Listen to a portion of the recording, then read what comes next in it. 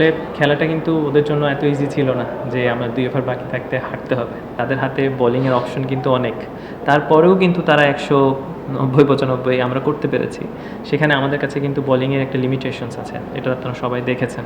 তো সেখান থেকে আমরা একটা অলরেডি ফরেনে একটা কম নিয়েও খেলছি, যেখানে একটা অলরাউন্ডার থাকতেই পারতো। যখন একটা ব্যাটসম্যান উইকেটে থাকে, সময় নেয়, তখন তার কাছে মোর ইজি হয়, প্ল্যান করতে, এক্সিকিউশন করতে ইজি হয়। একটা ক্যাপ্টেনের কাছে যখন অপশন থাকে, আপনি যদি বরিশালে চিন্তা করেন বা যে কোনো টিমের চিন্তা করেন, তাদের হাতে বোলিংয়ের অপশন কিন্তু অনেক। আমার মনে হয় আমাদের একটু অবশ্যই বোলিংয়ের একটু এক্সপিরিয়েন্সের ঘাটতি আছে আদার দেন তাসকিন। আসলে 200+ ছিল বলবো না, সেটা ওদের ব্যাটিং দেখেও কিন্তু আমরা মনে করছি যে 200+-এর উইকেট ছিল না।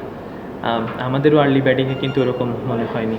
বাট যখন একটা ব্যাটসম্যান উইকেটে থাকে, সময় নেয়, তখন তার কাছে মোর ইজি হয়, প্ল্যান করতে, এক্সিকিউশন করতে ইজি হয়, যেটা ওদের বলতে গেলে রিয়াদ ভাই করেছে, ফাহিম আশরাফ করেছে। আসলে খেলাটা কিন্তু ওদের জন্য এত ইজি ছিল না যে আমরা ২ ওভার বাকি থাকতে হারতে হবে। ওরা কিন্তু মোমেন্টামটা আমাদের দিকে ছিল প্রায় অলমোস্ট ১০, ১২, ১৩, ১৪ ওভার পর্যন্ত। দেন এটা শিফট হয়েছে। তো আমার কাছে মনে হয় যে ব্যাপারটা আসলে ভালো ব্যাটিং করা, বোলিংয়ে এক্সিকিউশন করা, এটা আসলে ম্যাটার করে, বা এই কারণে আসলে ওরা জিতেছে। ওরা যে বলগুলো পেয়েছে সেগুলো পারফেক্টলি বাউন্ডারি নেওয়ার চেষ্টা করেছে। আমাদের আসলে এক্সিকিউশন ভালো মতো হয় নাই। এই কারণে আসলে মনে হচ্ছে যে উইকেটটা অনেক ভালো ছিল। বাট আমরা এমন না যে খুব ভালো ভালো বলে কিন্তু তারা মারলো, ব্যাপারটা তাও ছিল না। আমরা বেশ কিছু বাউন্ডারিসের বল দিয়ে দিয়েছি, দ্যাটস ওয়াই দে স্কোরড। অবশ্যই টি-20 খেলা, মোমেন্টামের খেলা, যে কোনো সময় যে কোনো টিম নিয়ে যেতে পারে, শিফট হতেই পারে। বাট প্লেয়ারদের মধ্যে ভেরি ইয়াং সাইড, এমন না যে অনেক experience, but they are very talented players. তো ওরা আসলে এমন না যে তারা খুব বডি ছেড়ে দিয়েছে বা রিল্যাক্স হয়ে গেছে। বাট এটা সত্যি যে আমাদের কাছে কিন্তু যে অনেক অপশন বোলিংয়ে ছিল তাও কিন্তু না।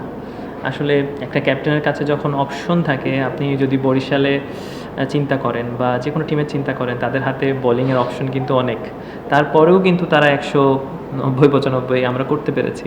সেখানে আমাদের কাছে কিন্তু বোলিংয়ের একটা লিমিটেশনস আছে। এটা আপনারা সবাই দেখেছেন। তো সেখান থেকে আমরা একটা অলরেডি ফরেনে একটা কম নিয়েও খেলছি, যেখানে একটা অলরাউন্ডার থাকতেই পারতো। তো আমার মনে হয় আমাদের একটু অবশ্যই বোলিংয়ের একটু এক্সপিরিয়েন্সের ঘাটতি আছে আদার দেন তাসকিন। হি বোলিং এক্সেপশনালি ওয়েল।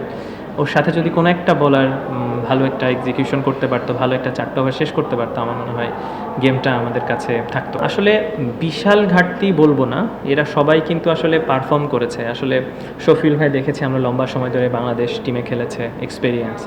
আমরা মোহর শেখ যে আছে, সেও কিন্তু এনসিএলে ভালো বল করেছে, সুইং করাতে পারে, ডোমেস্টিকে ভালো করেছে। মৃত্যুঞ্জয় কিন্তু আপকামিং খুব ভালো একটা শেপে ছিল, বিপিএলের একটা এক্সপিরিয়েন্স আছে, এনসিএলও ভালো করেছে। আসলে আমরা যারা আছে তারা যে খারাপ করে টিমে আছে ব্যাপারটা তা না, they are performer, they are well capable. But বিপিএলের মতো মঞ্চে আসলে সব টপ প্লেয়ারদের আসলে জায়গা এখানে হয়।